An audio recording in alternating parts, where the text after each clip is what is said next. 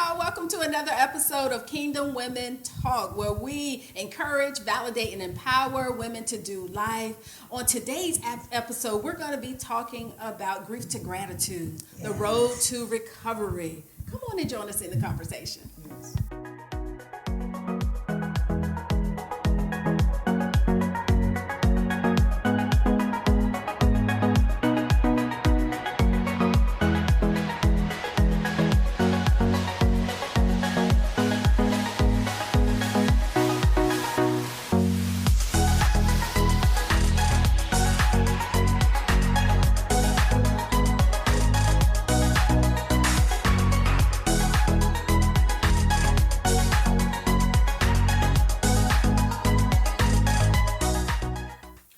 To recovery from grief to gratitude.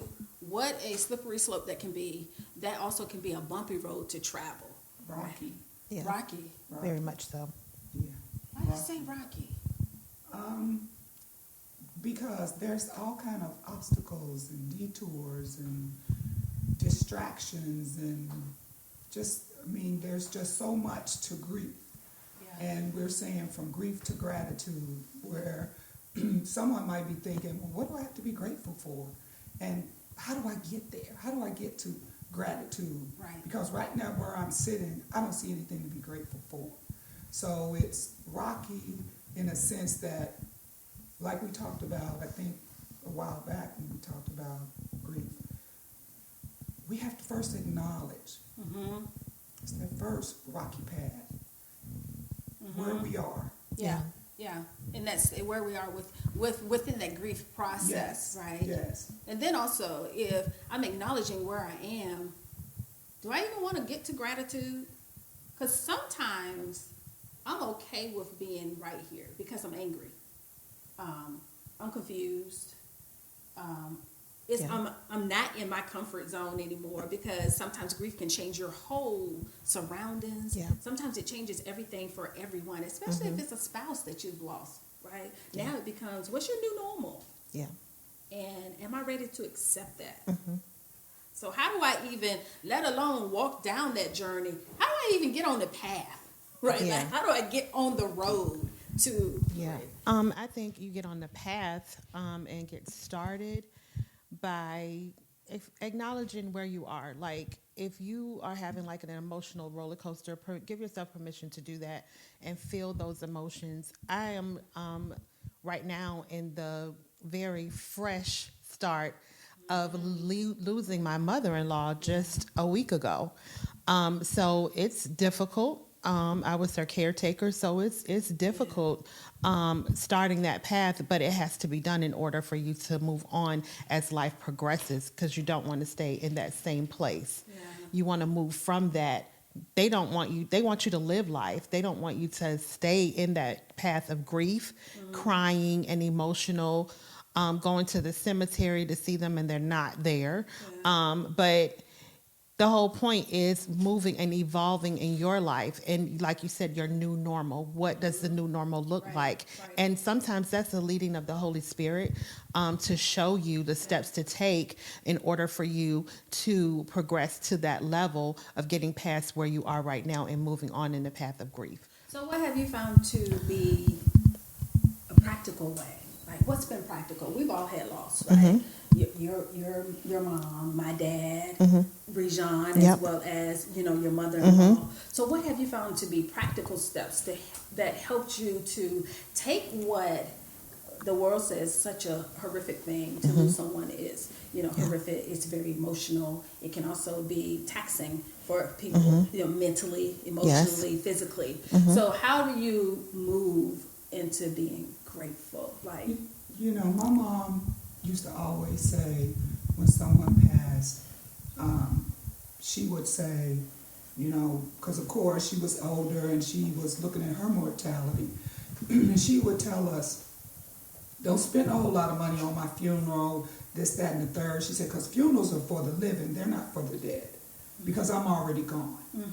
And I used to think, well, That's kind of morbid, lady. Why would you say that? But now I understand what she's saying. Yeah. She's saying, I'm gone. Live. Live. Yeah. Live. Funerals are for, she said, funerals are for the living, not for the dead. You know, y'all spend all this money. And after she said it, and when my younger sister passed away, she had like a $15,000 policy. And the funeral home nickel and dimed that $15,000 policy till there was hardly nothing left. And I thought, do I want to send my kids through that? Yeah. You know, so for me, I'm more or less like, okay, let's look at the practicality of, and you mentioned it, Elder, you said, Jesus said, let the dead bury the dead. Yeah. You So know, he now told we the know he was disciples. talking about those in sin, but we could take it a step further. If I'm gone, I'm gone. Yeah. Hey, you What's still next? got bills to pay. Yeah, you still got a next, You right? still got a next coming. Yeah. You know, I don't. My next is up there. Probably is up there. You know, and so I'm gone. Yeah. You know, sitting and crying and bemoaning and grieving. I'm not negating that it's hard. I'm not negating that it hurts. Right. But at the same time, if, like you said, I know where you're going. Absolutely. So they don't call it a celebration of life for nothing. Correct. So let's celebrate that I know that you're going with Jesus. And along with that celebration, now what can I do to help me with that grieving process? Can I look for something to pour that energy into? Can I look for something to, some people, I've heard people say, well, I write a letter of grief, right?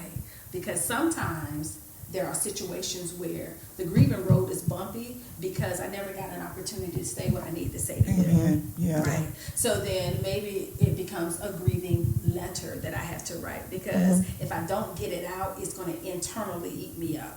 So I need to pen it. I need to either say it or I need to pen it. So maybe it's penning a letter. Maybe it's scholarships. It's something, right? Well, before I even go into that part of it, I remember shortly after losing my son, a pastor friend of ours invited my husband and I and our family over to dinner. It's Pastor Andrea and Keith Hayward, and they were a blessing to us. And they sat me and my husband down, and Pastor Keith said, if you don't remember anything out of our dining together this evening, I want you to remember to live. And it was like he gave me a release in my spirit to not feel guilty for moving on because I lost my son at his age was 25 and he had plenty of life to live. But he gave me the permission to live. Like I didn't have to feel like I shouldn't be in this place right now. I shouldn't be joyful. I shouldn't have any happy times. I shouldn't be morbid all the time. No, live. He was like, go, live. Yeah, you're okay, live. I said, yes, sir. And I lived from that point on. You know, even though I had up and down days, of course, because I missed my child. However, I had the permission to be free to live. That's good. And you took that. That's good. And you not only did you live, but you started to live with purpose. Yeah. Because then you started this homeless drive. Correct. By way of Genesis, my younger child, she loves the homeless, and we are in the thick of it right now.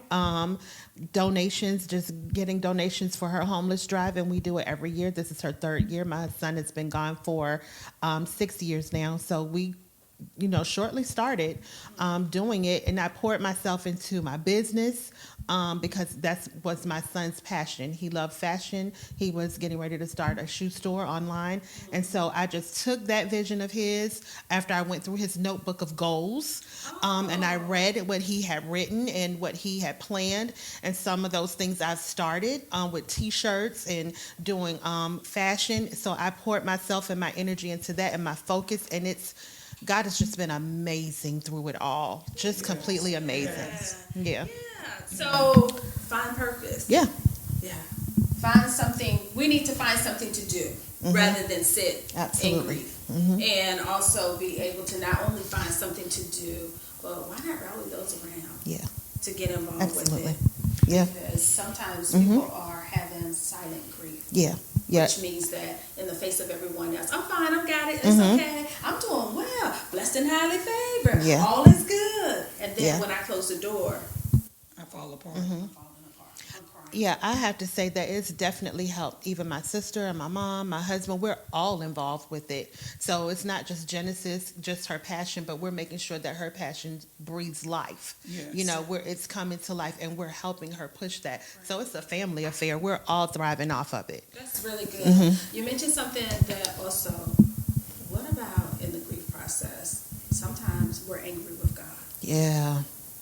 Sometimes, even though we know we're supposed to be praying. Yeah, we know joy comes in the morning. We know to be asking with the body, be Yeah. present with the Lord. We get it. We understand it. However, I am upset with the Lord. Yeah. In my mind, he took someone that was dear. He took someone that was special. Yeah. He took someone who was too young. He took someone, who was living their best purpose, and now they're no longer. People are upset every single Yeah. day. Yeah. How do we process that? Like God don't know you're going to be mad at me. I mean, come on, let's be real. It's God, right? It's God. He created everything. Right. And nothing happens by coincidence. Right. God Yeah. knows what's going to happen long before we do. And what I try to tell myself, when my son was a baby, he had a heart condition, and he was in the hospital every month, like clockwork. Heart rate 250 beats a minute. 2 months, 3 months, 4 months, until he was a year old. And I was so afraid, that I was going to lose him. And then someone told me, well, God gave him to you. He belongs to God. Yeah. So if God chooses to allow him to come back, ain't nothing you can do about it. Yeah. Right. And there isn't. And so when that fear comes, I'm like, well, wait a minute. I have no control over nothing. Yeah. Do I want my family member to leave? No. Am I praying that he doesn't leave? Yes. But if he does, the same God that has sustained me through this will sustain me through the loss. Yeah. And I think it's human, fleshy to get angry at God because we say, well, you all tell us to pray. There's, power in prayer, and prayer changes things. And I prayed that my daddy or my mama or my sister or whatever, wouldn't be taken from me. And God took him. Well, God didn't take him. God allowed it to happen, but God didn't take him. How about it's the appointed time? Or maybe the assignment they were sent here for has been It's completed. done, right? I completely believe that, even in my son's death. Like, I came to know, and I know a lot of people say it as a cliche, but it's no longer that for me. I came to know the peace of God that went completely beyond my comprehension. Yes. Yeah, that's good right there. And I came to that by way of asking the Father. I had a question for him as my husband was at the hospital talking to the surgeons and being told that our son had passed. I was in my bathroom asking God, because he had already told me that my son wouldn't make it. Isn't God so sovereign? Yes, he is. He is. He had already talked to me when I was praying. Yeah, and I was asking the Father, well, how can you ask me to release and give my only son that I birthed, my only one? And the Father led me to study how Mary processed giving her only son. Yeah, and how she must have felt releasing Jesus. Yes. And she didn't even have an opportunity to raise him. Correct. Right? Yeah. She just really was the carrier. Yeah, that was it. Oh, that's so good. Yeah. Because you had an opportunity to raise him. Yeah. God gave him completely to you. Yes. Where with Mary, she just was the token carrier. Yeah. And God still raised him. Remember, Jesus, they were looking for him. Yeah. That's right. Why you asking? You already know. I'm doing what he told me to I'm do. doing what he tells me to that's do. right. So, oh my goodness, that is so good. Yeah. That right there should have set about 10,000 people free right there. To know that, wait a minute, I gave my only son, so you can't give your only mother? Yeah. You can't give your only son, your Yeah. only cousin, your only brother, your Yeah. only sister. Well, Yeah. I gave my only. Mm-hmm. Wow, that's Yeah. so good. Yeah. That's really good. That right there should send. Yeah. That shifts the whole thought process to send us on a different outlook. Absolutely. A different path. I think part of the recovery is to look at things not from being a morbid, sad thing to being truly a celebration. We write it all the time. Yeah. All these funerals, we're having a celebration of life, but are we really celebrating Yeah. life? No. Yeah. No. Yeah. We're not celebrating life, but we should get to that point where we are truly celebrating life. You know, someone said to me, "Oh my goodness, my grandmother passed and she's 92," and I'm like, "Oh, I'm so sorry for your loss." And then my next sentence was, "What an amazing life." Yeah. 92. Yeah. That ain't nothing to be sad about. No. We rejoice at Yeah. the fact God allowed her to live 92 Absolutely. years. She's Yes. seen so much, experienced so much, poured so Yes. much. So it's really that road to recovery is about shifting your thought process and let it align with the characteristics of God rather than Yeah. syncing it with what the traditions of the world say Amen. about, the passing 'Cause- of life. Because my mom was 90 Yeah. when she passed. And y'all know her story. Yeah.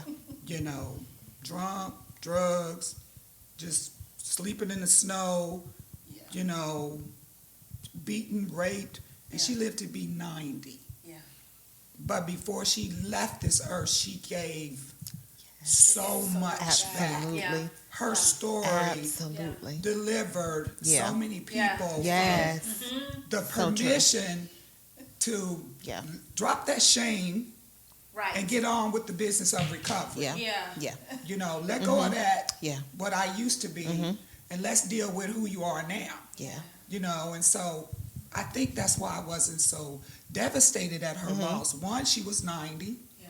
you know, and plus the life, the legacy that she had left. And just because our people leave us at young ages doesn't mean that they don't leave a legacy. Right. Yeah. Absolutely. Yeah. That's Yeah. true. That's Yeah. so true. I agree with that. I had no idea the lives that my son had touched, like so many people, not just young people his age, but like way past his years. Like he had wisdom Yes. beyond his years, and it was so many people connected to him that I had no idea. No idea the lives that he touched, and his life still is touching lives today, and he's not even here physically. But I'm grateful to God for raising the opportunity to raise someone of that caliber, of that type of integrity, and just being able to pour into others that were around him. He wasn't selfish. He made sure that everybody that was around him was good, and not just in the essence of you have what you need, but on a physical level. But internally and mentally, he made sure you were in a good place. So yeah, completely. And by way of do you all agree with the fact that when you're going through the process of someone that's in your life that is passing or transitioning, it builds your faith to another level? Yes. And that's what brought Mary through the death of Jesus and her child being crucified. It was her faith. Yes. She had faith in knowing that she was going to see him again. Yes. So I know that beyond a shadow of a doubt, I'm going to see my mother-in-law and my son again. And my grandma too. But yeah, absolutely. It takes your faith to another level. It takes you from glory to glory, if you will, just by way of what you believe in and who you believe in. Oh, God will take you through and he will carry you through. I believe that. Come on, let the church say amen. And I just like to say this to friends and distant family who feel like, sometimes when we're going through loss, people disappear Yeah. Yeah. because they don't know what to say. You don't have to say anything. Yeah. Just your mere presence Yeah. is a support. Yeah. Just you coming by saying, here, I brought some sandwiches. You don't have Yeah. to cook. Right. Here, we ordered this. An act of- some type I'm of coming to act of get kindness. Genesis, Yeah. to give you, take a nap. Yeah. Hey, here you go, gift certificate. Go to your massage. Yeah. For those of us who don't know what to say, don't know how to act, just don't disappear. Yeah. Part of me, my gratitude is going to be, oh, wow, Yeah. Right. Yeah. And on that road, whether it's a straight road, because some people can handle it better than others, sometimes it's a struggle. So whatever the path is, we do need the support of others. Yeah. It's not a path that I we can agree. do alone. And it's definitely not a path that we can do without Jesus. Amen. Right? It is a path that we do need Yeah. the Lord on, because there are going to be some highs, there are going to be some lows. There are going to be some days when we don't feel like it. There's going to be some days when we're all excited about it. Yeah. But nevertheless, we cannot forget our purpose. Yeah. We cannot allow our purpose to die with the loved one. Yeah. Yeah. Right. We cannot. We still have purpose. I don't care Yeah. how old we are. I don't care what the situation is. Yeah. We still have to get back on that path, because the expectations that we're going to fulfill, the purpose that's on our life, and we cannot allow the death of someone else to kill that for us. Because that's what the enemy wants. Yes. And I keep hearing my mom used to say all the time, I know I keep referring to her, but she would always say, I can hardly wait to see what good is going to come from this. Oh, because something it's always working, right? Yeah. It's always working for our Yeah. good. It is. It is. It's Always. always working for Always. our good. Whether May we not seem believe like it, it, right? but it always It's is. always working for our good. Yeah. Yeah, that's really good. So I guess, you know what, we've all had different paths, but we've all had loss along those paths. Yes. But the one thing that we were able to do was pull ourselves up out of that to stay on purpose. Yeah. To stay connected to purpose. Yeah. It might have been a slow drag or a fast run, but we still had the opportunity to remain on purpose. Mine was a slow drag. Mine was it was slow and fast. You know, there's days, right? Yeah. It's just, it's days. It is. And so to be in a place, to go from grief to being grateful is remembering why we're here Yeah. and finding Absolutely. and connecting with that purpose, remembering why we're here, right? Because oftentimes we can make one person, one thing our entire world. Yeah. It almost makes you think then that we have replaced them. Let that be Lord in our life. Absolutely. And not allowing God to be That's Lord right. in our life. Right. You know, so then we have to now back it up and say, okay, Lord, you are truly Lord in my Yeah. life. Now center me where I can go forward and do exactly Amen. what you've called me to do in Absolutely. this particular season. Yes. Right. Yes. So, and it's not going to be easy, No. but it's going to be worth it. Yeah.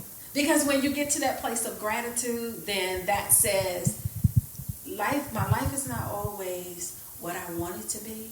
My life is not always how I envision Yeah. it to be, but I can always find the good in it. You know, Lord, I'm grateful that you woke me up. Lord, I'm grateful that you give me the ability to have a place that I can call a job. Lord, you're giving me family. You've given me friends that are family.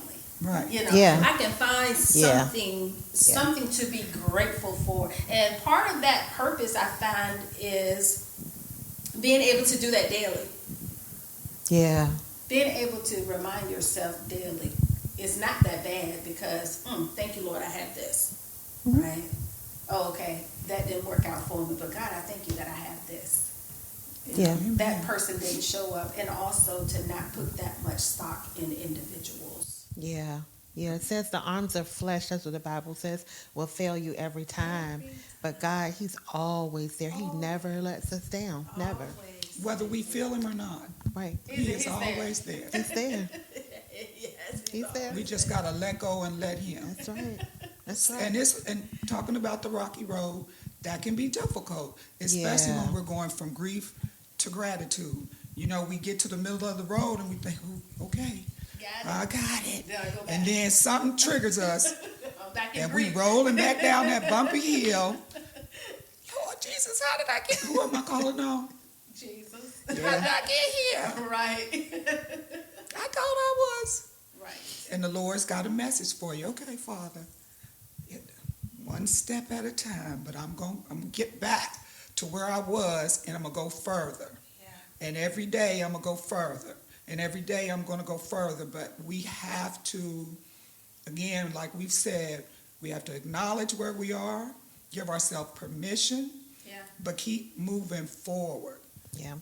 Find purpose. Find something to be grateful for. Even in your pain, Be grateful that you can feel pain, because there are some people out here in this world that can feel no pain. Yeah, they're immune to it. They're immune to it. Yes. Yes, I think you summed it up very well in finding purpose. So we just want to say thank you all for joining in the conversation today.